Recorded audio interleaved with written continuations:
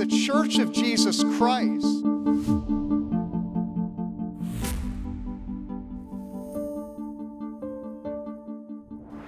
"42 years ago, in 1982, the legendary Christian apologist Dr. Francis Schaeffer spoke from this pulpit behind me in a powerful message entitled A Christian Manifesto. In that message, he pointed out that as a nation, we had strayed from God and adopted humanism. Our founders operated within a Christian worldview in which the ultimate final reality is an infinite personal creator God.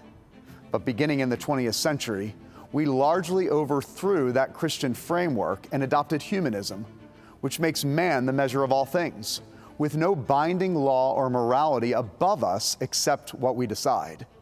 The result has been increasing chaos. Tuesday, America will go to the polls to choose the future direction of our nation.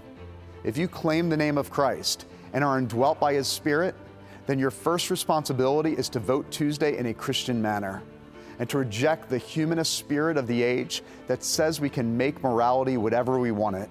Sure, there will be some things on the ballot on which Christians may legitimately disagree. Some are matters of mere prudence rather than morality.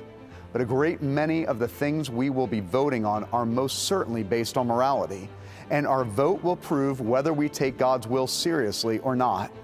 Issues like the open killing of unborn babies through unfettered abortion, and the legalization of marijuana, sports gambling, and other vices. States that legalize cannabis are now researching the effects between the drug and psychosis, with evidence pointing to far more negative effects than previously realized, including an association with lower test scores and less educational advancement. A study in Colorado, after that state legalized pot, showed a marked increase in use among 12 to 17-year-olds, and marijuana-related ER visits shot up more than 50%. In states that have legalized online gambling, the likelihood of bankruptcy has gone up by 28%, and suicide levels have been elevated. And that's just the beginning. As a nation, we've been just throwing the doors open willy-nilly to dangerous behavior without any thought to the consequences. But we Christians have a duty to love our neighbors and to cast our vote in wisdom, which means opposing candidates who vigorously pursue the destruction of unborn human babies. It means opposing things that destroy our society and wantonly ruin human lives. Tuesday is Election Day, and I urge you to do your duty as a Christian and to show up at the polls to vote if you haven't already.